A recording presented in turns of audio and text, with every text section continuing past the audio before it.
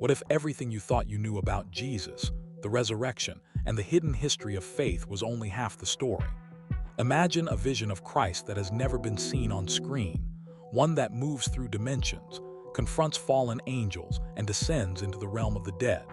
A vision drawn directly from ancient texts hidden for over 1,700 years. Today, we're going behind the scenes of the most ambitious religious film of the 21st century, The Resurrection of Christ.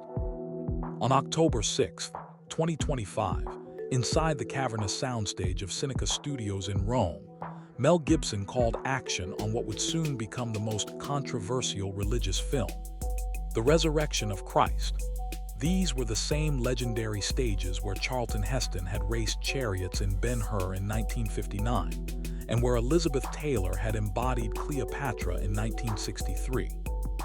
For nearly a century, this concrete expanse had been a sanctuary where the ancient world was painstakingly resurrected on camera, its walls echoing decades of cinematic history, each stone and scaffold a witness to epic battles, royal intrigues, and timeless stories brought to life. Now, Gibson was venturing into uncharted territory, attempting something no filmmaker had dared before, pushing the boundaries of faith, myth, and spectacle. Under the harsh glare of the lights stood a man draped in robes, carrying the immense weight of portraying Jesus Christ. But he was not who anyone had expected. Jim Caviezel, the actor who had endured real whippings, lightning strikes, and shoulder dislocations, who had been pushed to the limits of human endurance, and who had literally died on an operating table from cardiac damage during the original production, would not be returning. In his place was Jaakko Aaltonen, a 36-year-old Finnish actor virtually unknown to audiences worldwide, his face unfamiliar, his name unheard. The decision sent shockwaves through the Christian world. Social media ignited with outrage, forums lit up with speculation, and death threats followed swiftly, forcing armed security to encircle the set like a protective barrier around a sacred relic. Tension was palpable. Every corner of the soundstage seemed alive with anticipation, every shadow a whisper of the epic story about to unfold. Crew members moved with cautious precision, knowing that history was being made, aware that the eyes of the world, devout believers, critics, and casual viewers alike, were all watching, waiting, and judging. The casting of an unknown actor was not just a choice. It was a statement, a deliberate gamble that challenged tradition, expectation, and even comfort itself. The air was thick with anticipation, the kind that crackles before a storm, because what was about to be captured on film would not simply retell an ancient story. It would attempt to reveal dimensions of faith, struggle, and cosmic confrontation that had never before been visualized on screen. And there he stood, Jaakko Aaltonen, quiet, focused, embodying a role whose weight transcended the ordinary. He was not just stepping into a costume, he was stepping into centuries of expectation, devotion, and scrutiny. His every breath, every gesture, every line spoken would be dissected by millions, yet he carried it with the calm intensity of a man who understood the enormity of the task. Around him, cameras were poised, lights blazed like halos, and Gibson watched from the director's perch, a mixture of anticipation, reverence, and audacious daring in his gaze. This was more than a film. It was a resurrection, not just of a story, but of a vision, a confrontation between human belief and cinematic audacity, poised to shock, inspire, and divide the world all at once. Yet here's what almost no one is talking about. The most explosive aspect of this production isn't the casting. It isn't the controversies, the multi-million-dollar budget, the IMAX cameras, or the 11-month shoot. What makes this film truly unprecedented is what Gibson is attempting to put on screen.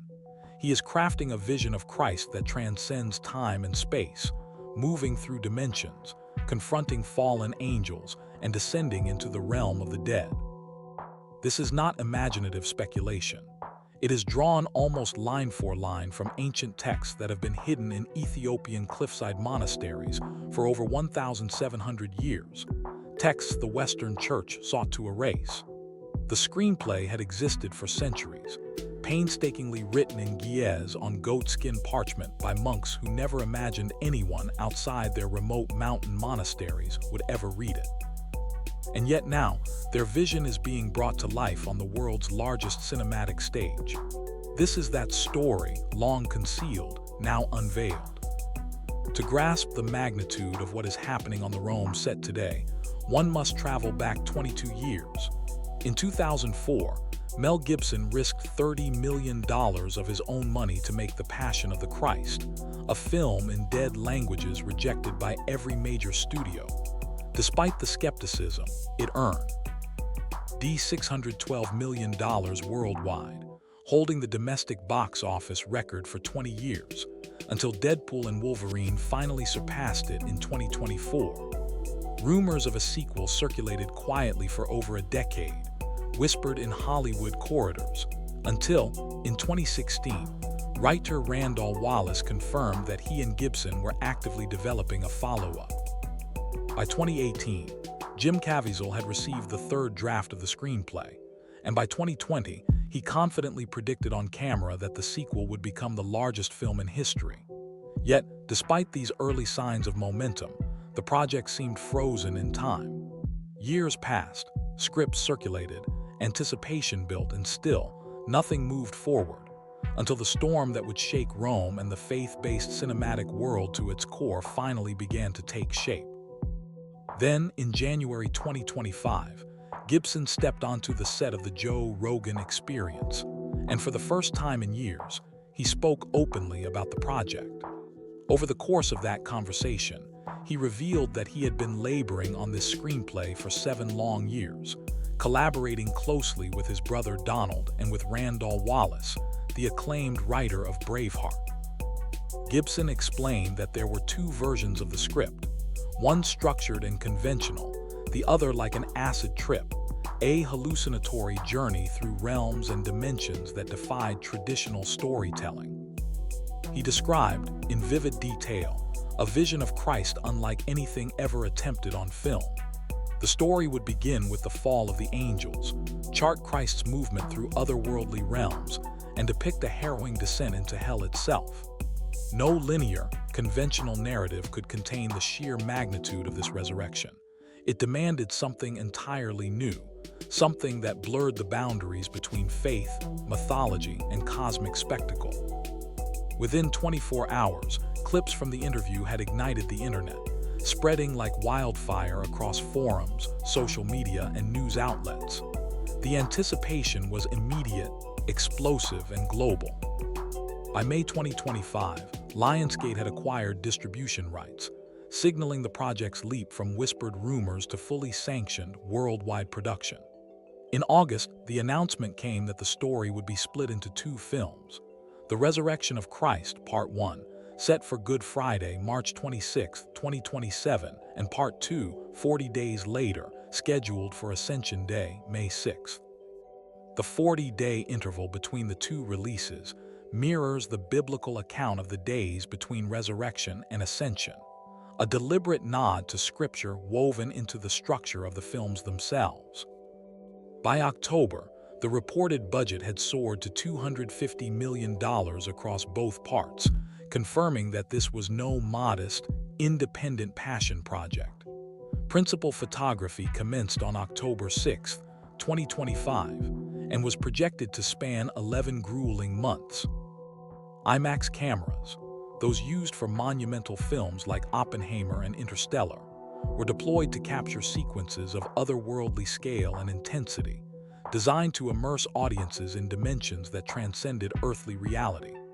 Gibson was staking his entire cinematic legacy on a story that many would deem unfilmable, daring to bring to the screen a vision of Christ as cosmic force, traversing realms and confronting celestial powers in a way no audience had ever seen. Jim Caviezel was 33 when he stepped into the role of Jesus in The Passion of the Christ, the same age traditionally attributed to Christ at the time of the crucifixion. His first meeting with Mel Gibson in Malibu was far from ordinary. Caviezel listened patiently through a 3-hour pitch for what was ostensibly a surfer movie, a ruse designed solely to get him in the room, before Gibson finally revealed the true nature of the project. The director spoke bluntly, with the kind of unflinching intensity that would become a hallmark of his work. "This role might end your Hollywood career. You may never work in this town again." Caviezel paused only briefly before accepting, fully aware that he was committing to a path that could forever alter his life and career. What followed during filming was nothing short of historic and harrowing. During the infamous scourging scene, a tragic miscalculation turned real. A Roman soldier actor missed the protective post meant to shield Caviezel, striking him twice with a genuine whip. The first blow carved a deep 14-inch scar across his back during the Via Dolorosa sequence. Moments later, the 150-pound cross slammed down onto his head, forcing his face into the sand with such force that he bit completely through his own tongue. His left shoulder dislocated from carrying the cross and never fully healed over the remainder of the production. Hypothermia set in, followed by pneumonia, then a lung infection, and the prosthetic swollen eye makeup he wore impaired his depth perception, causing migraines that lasted entire shooting days. Even the finale brought danger, on the very last shot of the film, the fifth take of the Sermon on the Mount. Caviezel was struck by lightning. He survived, but the physical and emotional scars would stay with him forever. In 2023, he revealed publicly that during one of the surgical procedures to repair the cumulative damage from the production, he had actually died on the operating table and had to be revived. Every moment of that film, every risk he endured, became a testament to the unflinching commitment and extraordinary sacrifice that defined his portrayal of Christ. When the sequel was announced, the assumption was nearly universal. Jim Caviezel would return, digitally de-aged to recapture the youthful look he had worn in the original film. Fans, critics, and the industry all expected continuity, the familiar face of Christ guiding audiences through another cinematic journey of faith. Yet by October 2025, that expectation was shattered. It was confirmed that Caviezel would not be returning. Mere days later, the news dropped that the entire original cast was being replaced, officially citing prohibitive costs, scheduling conflicts, and, in the case of Christo Jivkov, death. The seismic shift left audiences and insiders alike reeling. Into that vacuum stepped Jaakko Aaltonen, a complete unknown. Born on August 25, 1989, in the remote northern Finnish town of Oulu, roughly 200 kilometers south of the Arctic Circle, Aaltonen had trained in film acting at Vuoden College and earned a master's degree in theater arts from the University of Tampere. His career had grown steadily, with notable roles on Finnish television and in theater, eventually leading to appearances in internationally recognized series such as The Last Kingdom and Vikings, Valhalla. He was not a movie star. He was not a household name. And that paradoxically was precisely Gibson's intention. He did not want the audience distracted by celebrity, by preconceptions, or tabloid history. He wanted them to see only Christ, pure, unfiltered, and unencumbered by fame. The casting, however, ignited immediate controversy. Critics decried the historical incongruity of a Scandinavian actor portraying a first-century Palestinian, framing it as yet another instance of Hollywood's whitening of historical figures. The debate swelled across social media and news outlets, sparking intense discussion about authenticity, tradition, and the responsibilities of storytelling. Yet, amid the public outcry, the Vatican itself took notice. In November 2025, Aaltonen met privately with Pope Leo XIV at the Vatican. The newly elected pope personally blessed the production, signaling that, regardless of criticism, the project carried profound significance within certain spheres of institutional Christianity. Supporting roles were equally scrutinized. Mariella Guerra stepped into the role of Mary Magdalene, replacing Monica Bellucci, while Kasia Smutniak assumed the part of the Virgin Mary, bringing an international sensibility to the iconic maternal figure.